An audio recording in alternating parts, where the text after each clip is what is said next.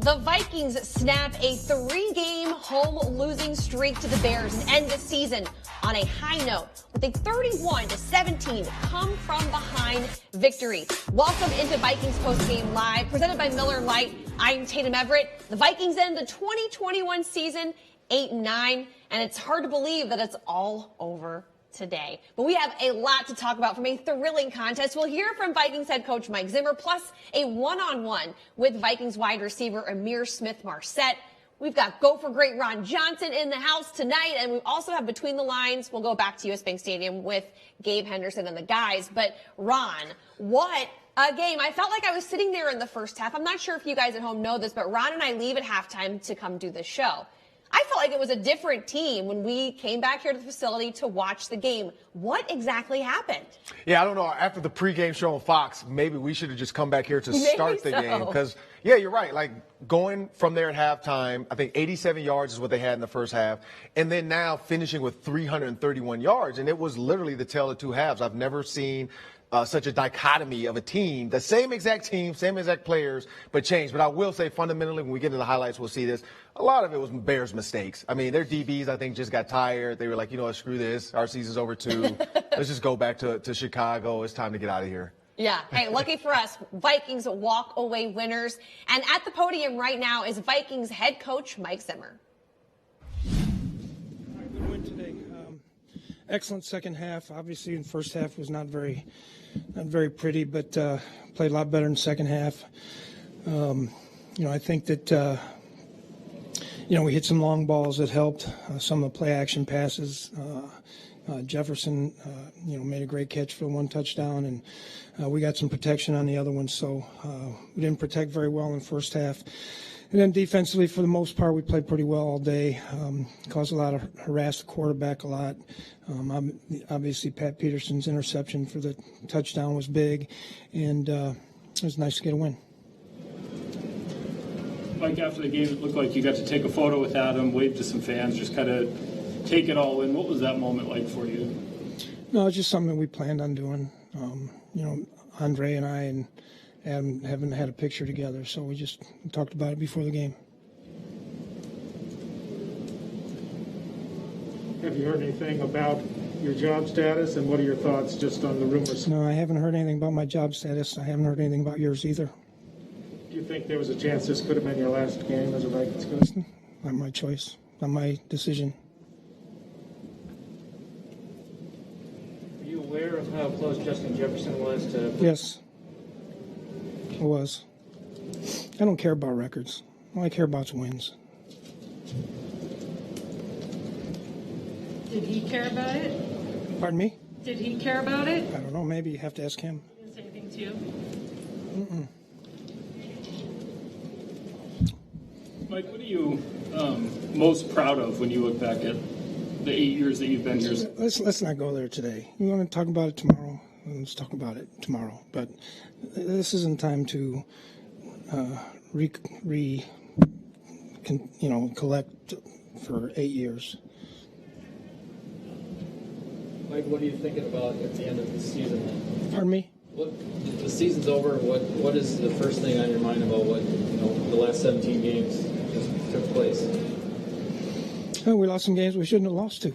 We missed a kick in Arizona to win the game.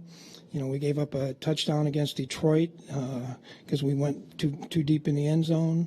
The Dallas game, we should have won that one. I'm sure there's more. So, but your record is what it says it is. Do you feel like the team came out with a lack of energy today, just given that it was a no-stakes game? I don't know. You'd have to ask them.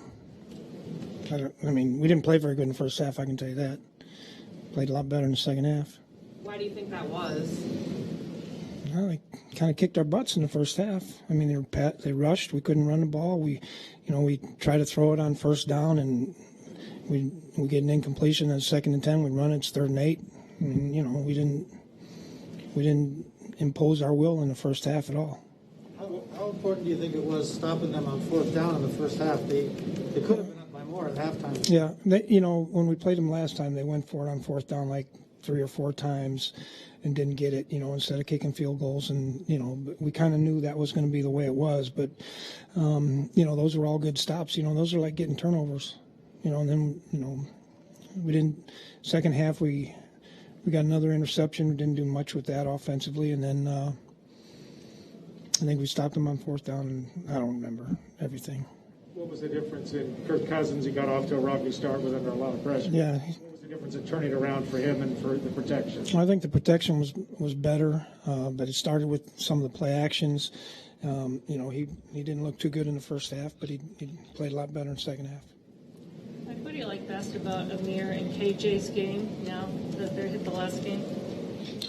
Well, KJ's a guy that's really improved a lot over the course of the year.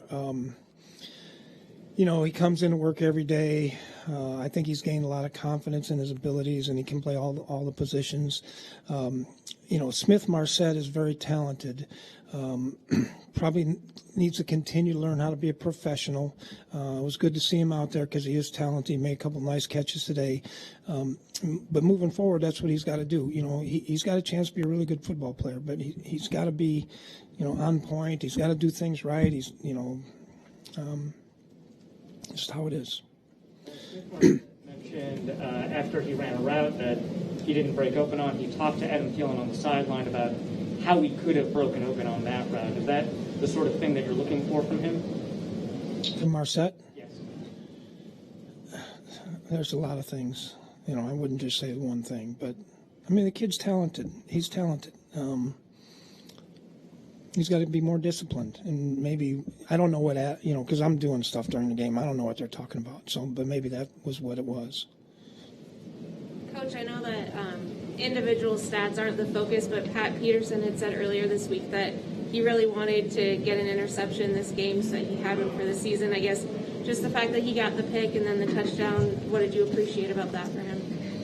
Yeah, well, Pat has been a true professional when he comes in here. We talk, I've talked to him a lot the last couple of days, and, he comes in work every single day. He takes care of his body. He wants to get better all the time. So it was nice to see him make a play like that and then score with it. I know he'll be happy about that. Mike, Anthony Barr becomes a free agent. It's uncertain what's going to happen with him. Against that backdrop, how good was it to see him have a big game like he did today? Well, like I've said before, Barr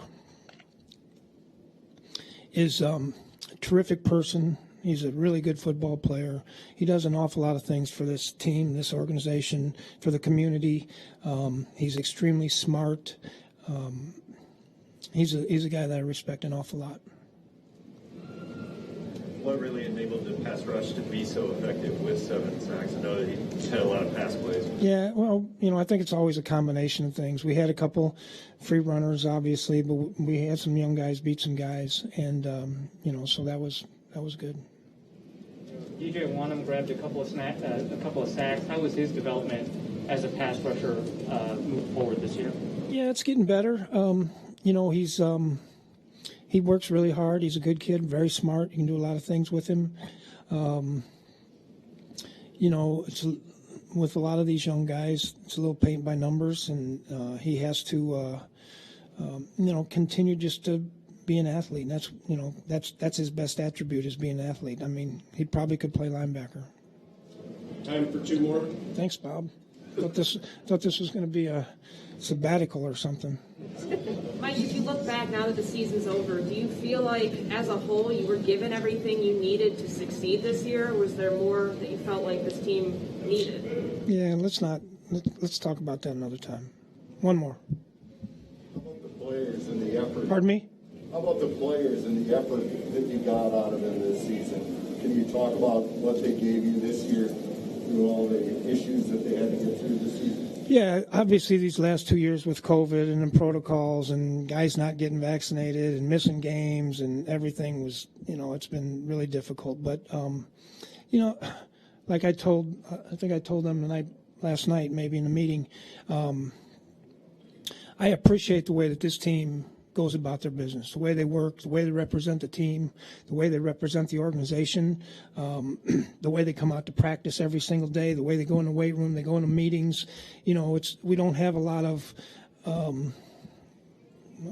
can't say the word I'm wanting to say, but we don't have a lot of guys that, are just cashing checks. They're trying to get better each and every day. Okay, thank you. And that's Vikings head coach Mike Zimmer after the 31-17 win today over the Bears. And Ron, I thought it was interesting when he talked about how he'd remembered this season. 14 of 17 games within 1 score or less. That there were a lot of games there left on the table for the Vikings to go out and take. They were 6 of 8 in those 14 games, though. What will you remember the most about this team? Is that it? It's close. Like, it is close. I'll say I will remember the highlights from Justin Jefferson. Like, it was a remarkable season, one of the best I've seen. I'll never forget doing this show with you, for me personally. Yeah. Interviewing Justin Jefferson for the last Vantage, podcast, or whatever, Audible, you know. So, but from a season standpoint, I think the one thing, Zimmer brought it up, mistakes. You look at the Lions game. As long as he sits on the goal line like the other cornerbacks, they probably win the game. You look at the field goal miss. You look at the fumble by Dalvin Cook. All those little moments at the end of games where you're like, if we could just do this. But then vice versa. Steelers could say the same thing. Mm-hmm. If Harrison Smith doesn't knock that ball out, they win that game probably. So it goes both ways when it comes to these last-minute plays, and the Vikings just were in too many of them, and they didn't go in their favor for a lot of them. It's the parity of the league. We see it year in and year out. Usually not this much, though. Correct. Admittedly so. Oh, yeah. Let's get to what we're going to talk about in the show. We are going to talk about the offense coming to life in this one, and the defense standing strong. Because you're going to want to wait and see that game stats category, because that's kind of a little bit mind-blowing this time around. And then we want to just thank you fans at the end of the show. Ron kind of touched on the little, sayonara that we're going to have to do at the end of this. But we'll get to that in just a second. Let's get to those highlights, though. We're going to start in the second half, because why not? Trailing 14-3 at halftime, Vikings offense looking recharged as Kirk Cousins finds Amir Smith-Marset on a 44-yard touchdown. Yeah, you just see that. That's just a simple post route over the top. DB falls. Kirk makes a good throw before the safety can come over the top and make a hit. Almost like an Elvis dance right there. I forgot what it's called, have to ask him about I've seen that before, yeah, I'm not that cool. All right, Andy Dalton here on 4th and goal. Anthony Barr says no way and denies the Bears of a scoring opportunity. Yeah, the Bears they have to be aggressive on 4th down today, but the Vikings defense, for the most part, did a good job getting after the quarterback. We'll pick things up with the Vikings on another scoring drive. Kirk Cousins in the third sends the ball deep, avoiding pressure to Justin Jefferson, who wins this man-on-man coverage. Yeah, and he got lucky because that was a corner blitz, but he had play action opposite, so he couldn't see or probably even hear the cat call. That's why Justin kind of slowed down. Then he just forget, I'm going to keep running because the play is for me to go deep. And then Eddie Jackson just can't, he's a safety. You never put a safety on a corner or a receiver, and that's what happens. The Vikings would take the lead here. Kirk Cousins to KJ Osborne in the end zone. That's a 24-17 turn of events. Yeah, and I'm not going to talk about the elephant in the room on that play, but that's a great throw by Kirk Cousins. That's a great diving catch by KJ Osborne. Just sucks that it didn't go to the other guy on the other side of the field. But, I didn't see him. And then look at Kirk. Kirk getting in on the dance. I mean, that's how I hope Kirk starts off the season next year dancing every time. In the fourth quarter, Patrick Peterson comes up with his first interception of the season.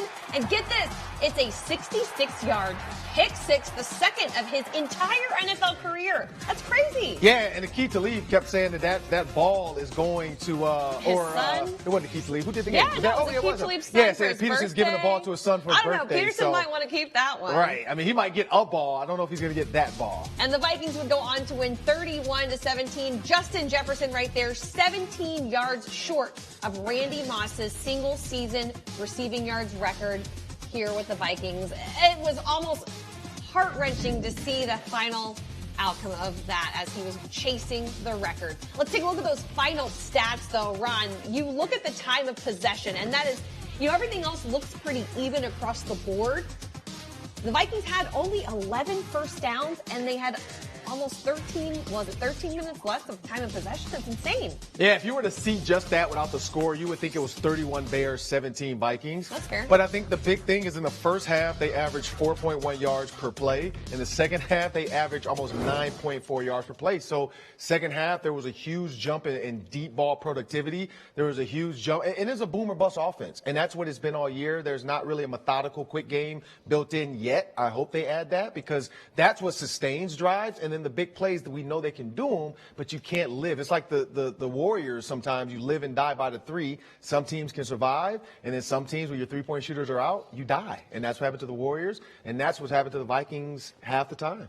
Right, let's talk a little bit more about that offense because heading into the final drive for the Vikings before the half, they were at -3 yards passing. That is crazy to think about. You go on to win a game 31-17. A lot of complaints for this offense this season is that they didn't take the chances and they played conservatively in the first half. felt like a totally different offense in the second half. What gives there?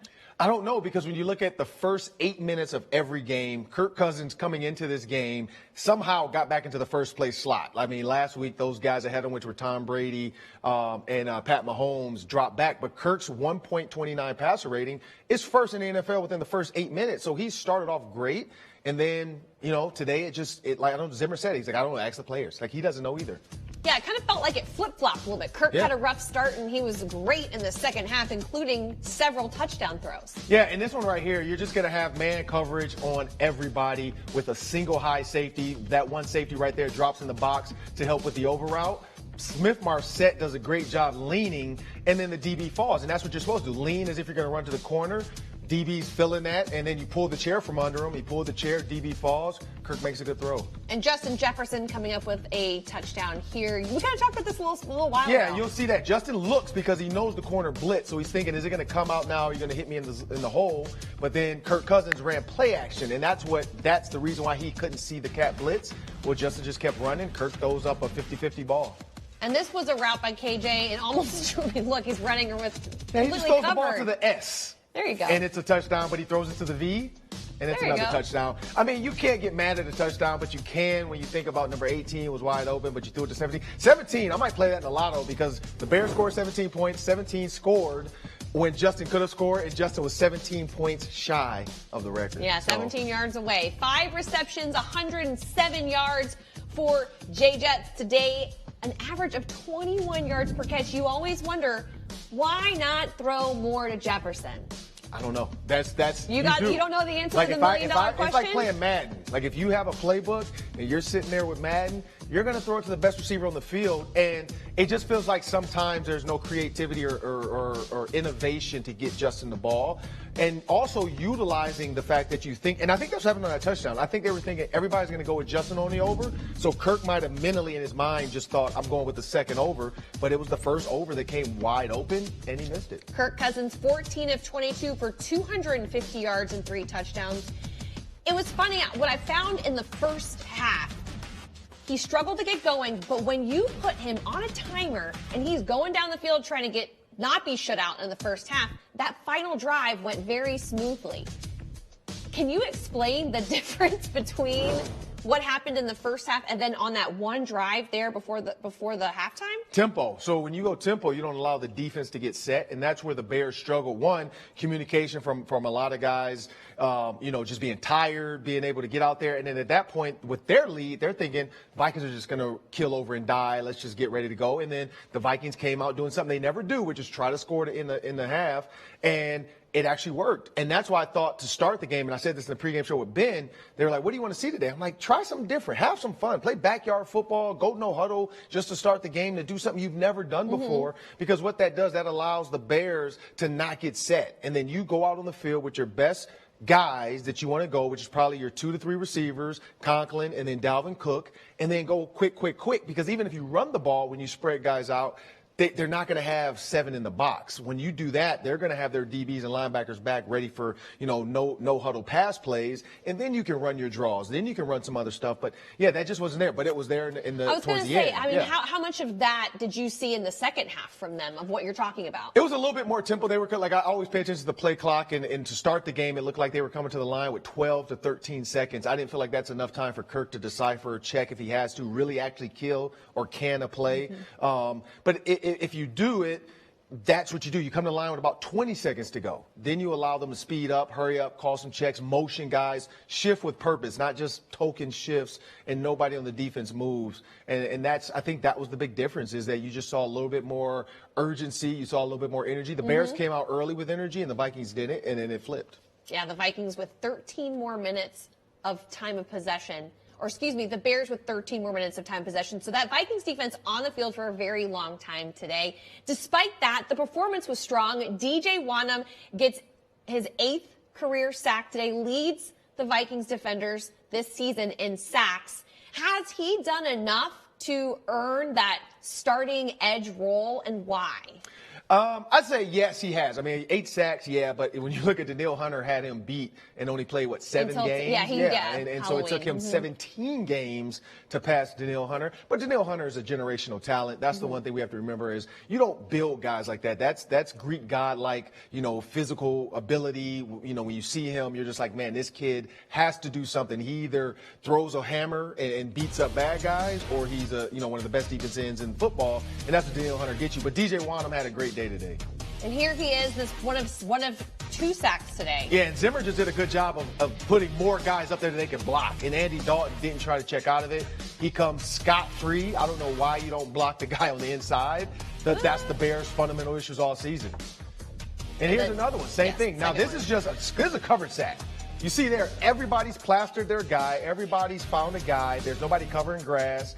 And then DJ Wanham's motor. He doesn't give up, keeps coming back to the quarterback. And Andre Patterson calls it running the rail. He ran up, and then you run right back down your rail. Don't do something crazy and let him out of contain. If he had run around him, Andy Dalton probably goes out to the left. But because he came back down the rail, he got the sack. Anthony Barr added 2 sacks. Kenny Wilkes had 2 sacks. Dalvin Tomlinson with a sack. It was a great day for the Vikings. Not so much for Andy Dalton. 33 of 48 for 325 yards, a touchdown, and 2 interceptions. One of those, a pick 6, compliments of Patrick Peterson, who now ties Harrison Smith for the most interceptions among active players since 2011.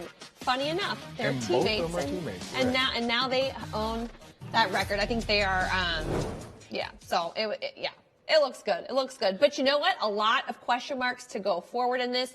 But we want to thank you, Ron, for being here with us every week. You alluded to it earlier. We've had such a great time here on Postgame Live. Appreciate your insight, as always. Go for great Ron Johnson. If you want to hear more from Ron, you can call the KFAN fan line. Yeah, I don't think fans are mad. They won, so it's now going to be a whole bunch. I wish they would have lost calls. You know what? This is a very good tease, though, for you, Ron, because I'm sure there's a lot of questions about the future for this team and moving forward. So if you have those questions, I'm pretty sure the TV cameras are going to be around the facility for the next 24 hours trying to see what's going to happen. Yeah, Ron will be there with his cell phone. Selfie stick, maybe? I'm just teasing. Thank you so much, I'll have Ron. a selfie stick with a mask on. Thank you so much, Ron, for being here. Appreciate it. Go for great, Ron Johnson. Speaking of some greats, we've got Between the Lines. We'll head back to U.S. Bank Stadium to hear from Gabe Henderson, Paul Allen, and Ben Lieber. Well, the Minnesota Vikings finish on a positive note. Voice of the Vikings, Paul Allen, Ben Lieber. My name is Gabe Henderson, PA. 8-9. We know this game at the end of today. Nobody's really going to care about the stats, but they finished on a positive note. Your thoughts? Well, I was just happy the fans who actually took time to come to Minneapolis in a non-playoff season. They got to see a bunch of points. They got to see a Hall of Famer one day, Patrick Peterson, get his first interception and a pick 6 from like 67 outs. So I was happy for the fans. Yeah, fans, they were in for a treat today. It probably took a quarter more than what they expected, but still, Ben, this second half performance by this defense, just this entire team. I always say if you put the second half of this game together with the Pittsburgh Steelers first half, you got a complete season. But you got to win, more importantly. I wish we could Frankenstein seasons like that. I think we had a great halftime at Charlotte, too. So that was perfect, and that's a perfect season. And a great overtime then, too. Yeah, we can find the best pre-games, the best stretch, Look, the thing that I was excited and happy about to see was like we all understand, the implications going in this game, what it meant, what it didn't mean, and it was lackadaisical with no energy in the first half, but they actually cared enough as a team to go out into halftime and make some adjustments, and our offensive line decided, hey, if we block, we know that we have some pretty good guys at the wide receiver spot. We know that we have a good quarterback, so how about we just buy some time for that to work out? And so I just like the fact that they did go into halftime. They made the necessary adjustments. They came out with their hair on fire a little bit, both on offense and defense. We made some huge stops on fourth down on defense. And like PA's saying, we finally got to see Patrick Peterson.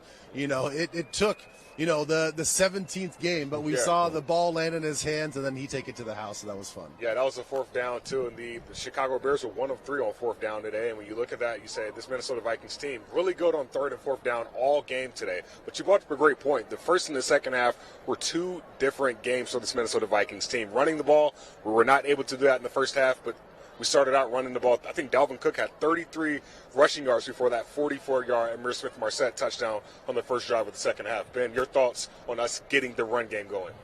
Well, I think that's sort of a microcosm of what the whole season was like. You know, you hear all the fans say, well, what's our identity? What's our identity? And you've heard in some games coming out of halftime, you heard Mike Zimmer say, we got to run the ball more. We got to run the ball more, because he does understand at the core value that you still have to establish the run, that you want to run the football. It makes the defense more honest. That way you can take your shots and you can find your one-on-one battles. And so I do believe, at least in this situation, that coming out of halftime and establishing the run was the right thing to do. Yeah. Even though we know that we have a guy like JJ that we want to get the ball so everybody can see him break the record, but you still have to massage the defense a little bit before you can unleash JJ. We did unleash JJPA, and we'll end it with this. We unleashed him, but not for the 17 extra yards that we wanted to pass Randy Moss this Yeah, it would have been great if he had gotten it, but I mean, in fairness to said freak, you know, let's not forget he got it in a 16-game season, and for Justin it would have been 17. I'm not trying to shortchange 18, but I mean, it does matter, you know. So Justin had a big game. Smith-Marset more than 100 yards, but I liked, KJ sometimes gets lost in the equation and has like big games, and then you can't find him for a month. And he had 0 receptions, and Kirk decided to go to him and put a touchdown on him near the end of the game. So it was kind of an equal opportunity situation. And moving forward, you know, you think about KJ Osborne last year compared to now. I mean, it's night and day. Well, night and day. Hopefully, Amir Smith-Marset makes that change too in year number 2. But more importantly, Tatum, back to you guys for the last time in the studio this year. All right. Thanks, guys. We're actually going to go back out to U.S. Bank Stadium now because we have rookie wide receiver Amir Smith-Marset joining us via Microsoft Teams from the field. Amir, thank you so much for joining us. What a day for you. 3 catches, 103 yards, and that 44-yard touchdown. You now have 2 career touchdowns, both against the Bears. What is it about Chicago that you performed so well against them? That's when I get my opportunity to go out there and play. So I take full advantage of it. And it just so happened to be the Bears. Yeah, speaking of, it felt like a different team, a different offense came out in the second half. What was the difference between the way y'all were playing in the first and the second? We just stuck to our game plan. Knew that they wasn't better than us. We went out there, did what we had to do, corrected the things we had to correct, and you just came out on an attack. So pretty much just going in, calming down, coming back out, and keeping our foot on the gas. This may have been a no-stakes game to several players or to this team, but for somebody like you who is in his rookie season, still learning, still growing, what did this game do for you? It pretty much just put on the map my skills, what I can do. So leading into next year on a strong note, being able to come in and then do what I have to do to help the team win. What do you think your biggest strength that you've improved upon this season is? Definitely, I would say my speed and learning how to run routes, when to be able to use speed releases, being able to work the route, knowing where you at in the progression, just pretty much learning the nuance of being a receiver. Pretty much was like a DB going into college, play receiver, but everything was about to book at Iowa. And then coming out here and being able to, be more free, add a lot more things to, I would say, my starts at the line and everything else. So pretty much just being able to be a complete receiver. Well, fans have really begun to love you, Amir, and I know it was a little bit of a quiet first half, but the fans really showed up there in the second half. What's it been like playing in U.S. Bank Stadium this year? It's definitely one of a kind. We got the, closed space, so it get real loud in here. Being able to hear them. Last year, I didn't play with no fans because of COVID. So being able to have a packed house almost every game, every home game, it's tremendous. We go out there, we play the game that we love, and then being able to have the support we do, it's amazing. All right. Thank you so much to Vikings rookie wide receiver Amir Smith-Marset for joining us here on Vikings Postgame Live. Great season, and we can't wait to see you next time. Thank you. Y'all have a great day. You too. All right. Well, we're going to take a trip around the NFC North, and there were some shocking things that happened. And then there it is. 37-30, the Lions beat the Packers. Aaron Rodgers with 2 touchdowns in the game. Jared Goff with 2, but the Lions becoming victorious in this last contest. And let's take a look at those standings. The Vikings finish 8-9 on the season and second in the NFC North. Well, that'll do it for us here on Vikings Postgame Live. It's been a great run this season. We've appreciated each and every one of you that has joined us after the game for the last 18 weeks. We look forward to 2022, and be sure to stick with Vikings.com and all of the digital and social channels as we update you throughout the offseason. Skol Vikings.